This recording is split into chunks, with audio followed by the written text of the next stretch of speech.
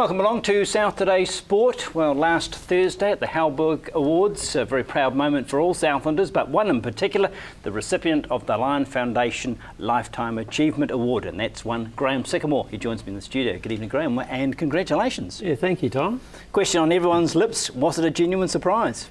Until Thursday morning, it certainly was. I received an inadvertent email which gave me some warning and created somewhat of a panic, I can tell you. And so my first thought was to contact my wife and let her know, but she was rather elusive. Unknown to me, she was on another plane to Auckland. So people were conspiring against you? Well, they certainly were. Before you. Well, I suppose it was, yeah.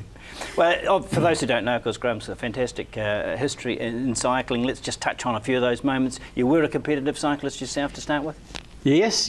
I started racing back in when I was about 13. I was a bit of a soccer nut in those days and used to go and watch the cycling with no intention of ever competing. And when I went and bought a new bike to ride to school on, Matt Scott said to me, "What'd you waste your money on that for? You should have bought a racing bike." So one thing led to another, and here I am, 55 years later, still tied up in it. How far did you progress through the competitive ranks? To national level. I won a junior title and was proud to be a member of the Southland team that won the team pursuit in Cuba Hole in '64 in that fantastic championship, when we won the Point Shield for the most points at the meeting for the first time ever.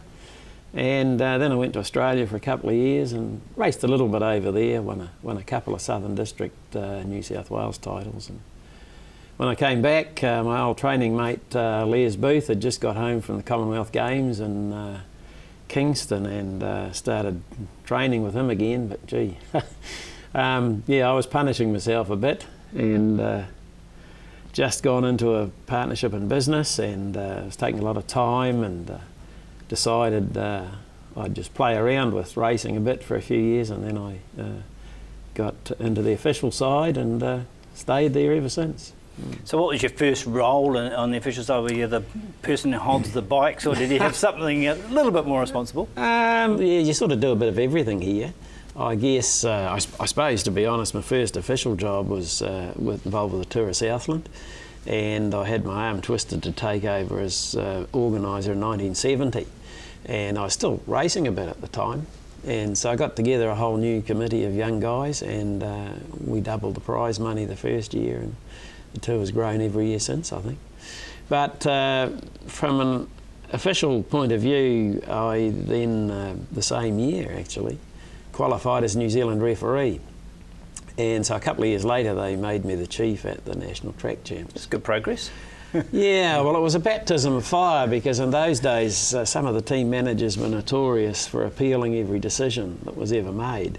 And these two guys in particular approached me on several occasions threatening to appeal, but they never carried it through. So I got through the whole meeting with no appeal, so I was pretty happy about that. So you were sitting in judgment on people you'd competed against. You were so fresh out of the sport. Yeah, well, I had a bit of a reputation of not always agreeing with these officials, you see. So when I got on the other side, I guess the pressure was on to be a bit more rider-friendly, perhaps, I don't know. Were you sympathetic? Sometimes, I suppose, yeah. Yeah, it takes, you've got to judge every case on its merits, and you certainly have to forget about what colour they're wearing, because to me they're all the same when you're doing a job like that. What about your first international gig as a referee? What do you remember about that? Yeah, well, I was lucky to get appointed to the Commonwealth Games in Christchurch. There was only three, I think, from down here, Laurie Tall and myself and John Healy. And I was working there as a race commissaire. Never heard the term till then, and this Australian guy was sent out by the UCI as the chief commissaire, and he encouraged us all to try and qualify as a UCI commissaire at some time, and of course eventually I did, about 12 years later or something, and 1986 it was, and since then, well, I've been to 26 different countries on racing as a commissaire. It's been a great way to see the world, isn't it? Certainly has, and you meet a lot of nice people. I've had amazing emails from all over the world these last few days, and people you forget about. Let's go to the Olympics. We won't go touch on them all. Which is the one that's left the most lasting impression from a good point of view? Let's be positive. Oh, it'd have to be the last one in London. If for no other reason, Simon van Veldhoven's bronze medal. That was awesome. Being in the velodrome where I was in England when the British riders were winning most things anyway was just an amazing experience. It was deafening noise the whole time, and the place was just humming. And that had to be the highlight. Because we're talking a completely new, different level, isn't it? You've got your World Cups, your World Championships, but the Olympics is something else. Yes, it is. And see, they have World Championships every year. And often the world champion gets beaten at the Olympics. That's the special one on top.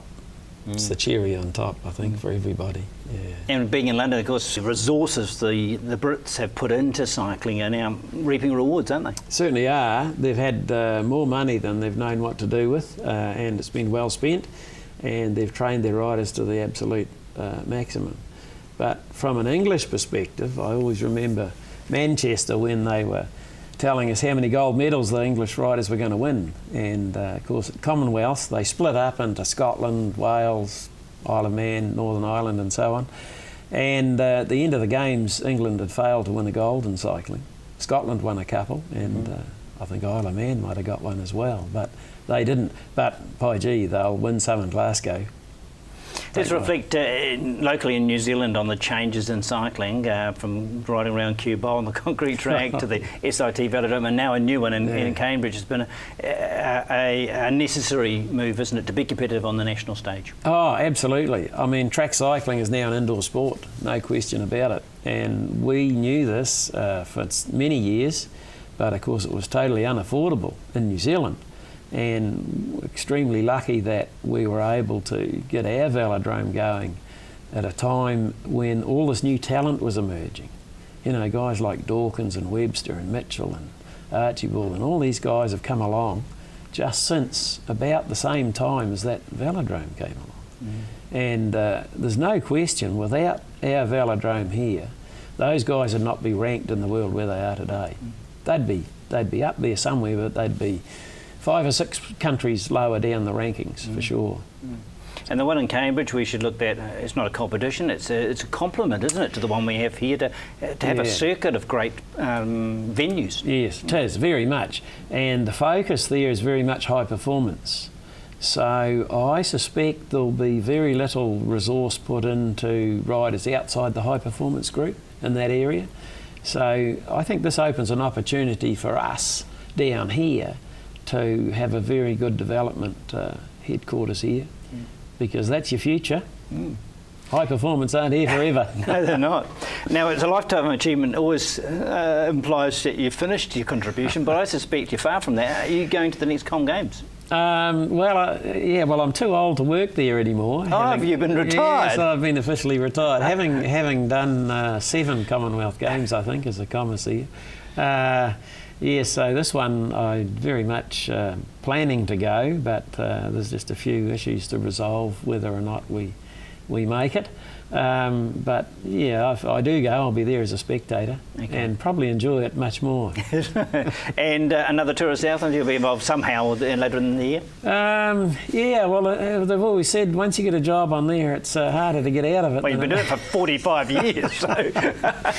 Yeah, well, it's a bit of a passion of mine and a lot of other people's too, of course. Gee, there's a lot of people done a lot of hours on that event. And yeah, I'll be there doing something. I think it's about time I looked at another job. I don't like doing the same job for too long, and so I might just step aside for someone else in that area this year.